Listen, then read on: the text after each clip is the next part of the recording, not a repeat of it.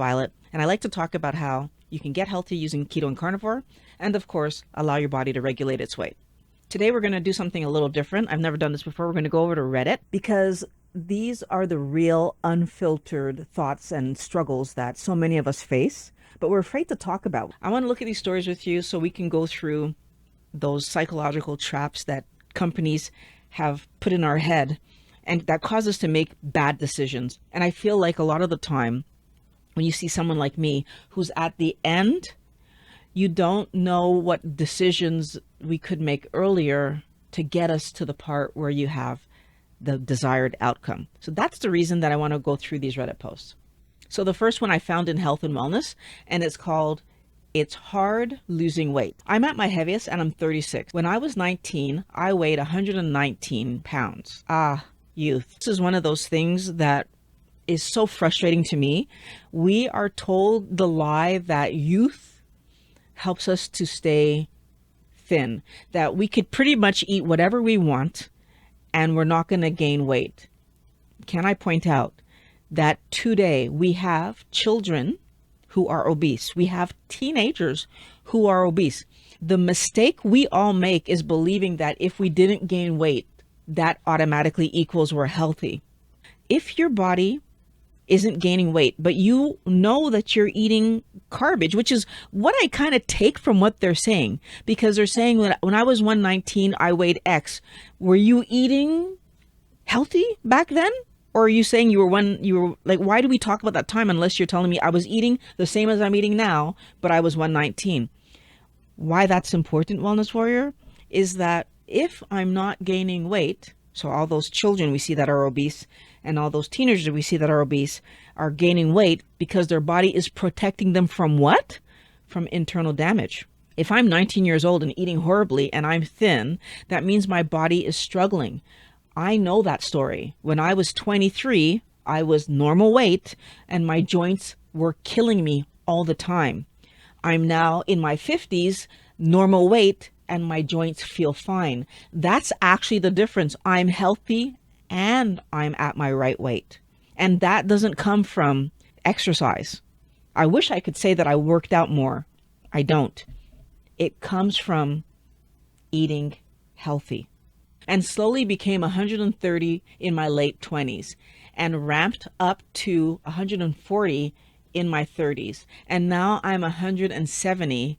What the F, body? So if your weight started to come on at 26, 27 when you got married, then you got divorced, it's 9 years to put on 50 pounds. So if we look at what they say we gain somewhere between 2 and 5 pounds per year. You gain 5.5 per year. It's not outrageous. Like, honestly, by the time that I actually got my life under control, I had 80 pounds to lose. And just like you, in my 20s and 30s, I was normal weight. So it happens, right? Like when your body starts putting on weight, it starts putting on weight. What I would like to know, and I don't know if you ever updated this, but did you have any other underlying health issues? I was so spoiled with genetics. I rarely had to exercise and didn't put on weight until 26, 27 when I got married. Divorced now, remarried. For a few months now, I've been doing fitness classes. They kicked my A big time. So you're saying you've only been trying to lose weight for a few months. The way that you're speaking tells me that you're still eating regular food. You've just been eating less, so better about your food choices. So you've been eating less. Very likely you're doing a calorie restriction, this is my guess, and the weight's not coming off quickly or not coming off at all, I'm not sure. But that's not unusual. Again, exercise cannot erase what we've eaten. And this is really hard for most people to believe and accept and see as real. If you eat the food, your body has to do something with it. If it leaves that sugar floating around in your body above a certain number, it's toxic. You would actually perish. So your body's going to save you from what you're eating and put it away in fat storage. But then, so think about what's happening. You're working out a lot and then you're eating healthy food, but still has carbohydrates. What I mean by that is you're probably still having pasta or rice or potatoes. You're still having vegetable. I'm sure you're eating fruit because you think it's healthy. So eating like apples and bananas and all kinds of fruit, maybe even having fruit smoothies instead of a meal. All of these things raise your carbohydrates, telling your body there's too much sugar coming in, which causes your body to put that excess sugar in fat storage. Even if you ate a low amount of calories, if you eat enough carbohydrate, which is over 20 grams, by the way, you don't need much. 20 grams of carbohydrates coming into a person who is already overweight means that your insulin got spiked and your body's putting that away in storage. Means that even if I'm working out, it's not going to be enough of a workout to counter the sugar coming in, going into fat storage.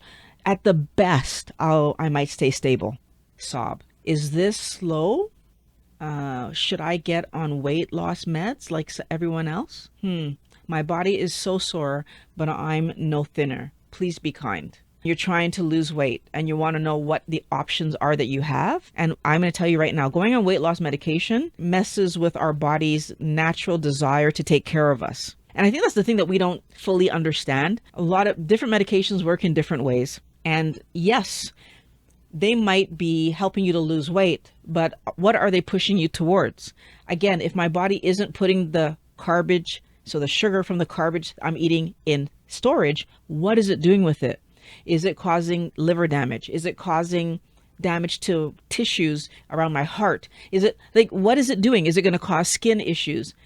So many people don't realize the negative outcome of taking these medications for weight loss, because you're not going to see the negative outcome until much later in life, because it takes time for our organs to fail. It takes time for these problems to progress.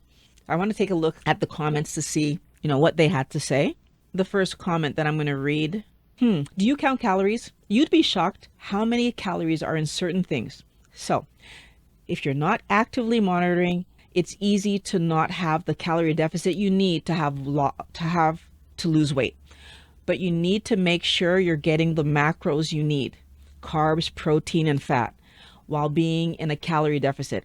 If that isn't working, then I'd go to the doc and make sure there's nothing health-wise preventing you from losing weight. I would personally not go on meds. I've always lost weight the natural way and just don't trust any of these manufactured solutions being pushed on us. Well, I like the fact that this person is saying don't take medication. My problem is this.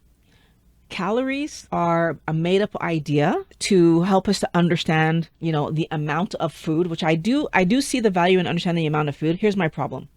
Your body doesn't have calorie receptors, as we learned from Dr. Fung. The amount of energy that your body is taking in does not matter as much as where the energy is coming from. When you eat carbohydrates, you signal to your body that it needs to deploy insulin, large amounts of insulin.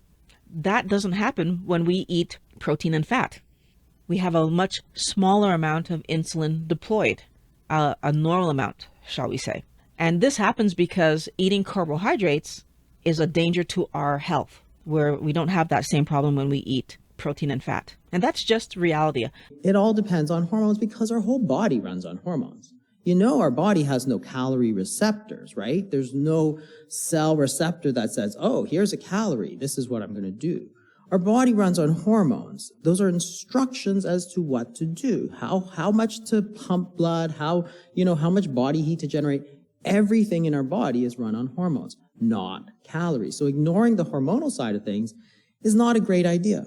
And then the next person says, depending on your class, you may only burn 300 calories in an hour. It's very easy to eat them back or sit around and burn less in the rest of the day. Eating healthy can still include lots of calories from nuts, oils, avocados, etc. Okay, I like where this person is going in terms of basically telling you should be looking more at fats. That's what I think that was supposed to mean. Over a few weeks, eat normal and track every bite and drink you consume. Weigh it if needed. It's easy to say one portion of lasagna is 350 calories and then eat 2 portions. Okay, so track your workouts and use a low estimate calorie burn. The likelihood is you'll realize you eat more than you think. Yeah, you'll find you're consuming hundreds of calories through snacks, coffees, or something else you can cut. And then you can change whatever the problem is. If you find you're eating 1,800 calories, more than 1,800 exercising and not losing, see a doctor for testing. You have gained a lot of weight quickly. Not uncommon with lifestyle change, etc., but it could be an underlying health issue, making it harder. You need to rule out the most likely explanation first, though, that you're just eating more than you think. I like this comment. I feel like they're touching on some very basic things. ETA, I'm not really sure what ETA stands for, but there's very little actual metabolic slowdown from 19 to 36. Most of the change will be increased access to bigger portions and less coincidental exercise. 90-year-olds are out and about and busier. Plus, you may have been gaining at 19 and 20, but just happens slowly over time. It's very common to put on weight after marriage, living with a partner, as we often end up matching their eating habits when they may well need 500 to 700 extra calories every day. I definitely could see that that's a thing. If your spouse is eating a lot more than you are, you're much more likely to just eat more because you're both still eating. That I want to just point out, exercise is not the answer to what you're eating, though. So we need to be careful to understand that when we eat, that's about building our body, and that's about fueling processes. That's not only about building the body. So you need to eat to fuel your brain, to fuel all your internal organs that keep you alive. And those processes take as much energy as they take. So if you try to exercise your way out of what you're eating, which is the other side of this, those internal organs, which usually use a lot of energy, will always use the same amount of energy. The amount of exercise we can do will very rarely match the amount we can eat, is the point I'm trying to make. Very poorly here. So I would encourage you rather to focus your attention on trying to make sure that you eat healthy protein and fat and minimize the amount of carbohydrates that come in, because carbohydrates is what spikes insulin, and insulin is what tells your body to start storing the energy that came in as fat. I feel like a lot of these comments focus on exercise and calories, and those two things do not determine what causes us to gain weight. I'm going to do one more because I feel like I like the way that this one is starting. If weight loss is your goal, that is totally valid. And I'm not going to dissuade you, but perhaps you might feel better if you take the weight loss pressures off of yourself and focus on movement for your health and fitness. Do exercise that you enjoy and that makes you feel good. If you lose weight, you lose weight. If you don't, maybe work on loving yourself and your body for how you are, and forgive yourself for not looking how you did in your late teens and 20s. Our bodies change as they carry us through life, and Ozempic skinniness isn't everything, despite what the media is trying to sell us now. And I think sell us now is the big point. They sell us garbage to eat that's causing us to be overweight, and then they sell us a pill or an injection to combat the junk food that we eat. What we need to learn to do is eat healthy food so that our body can actually do the right thing with the food that's coming in, which is build our body and fuel our body, and not force our body to be consistently storing energy because we're eating the wrong things. So I really do like this comment, and this is a great place to end. Please subscribe.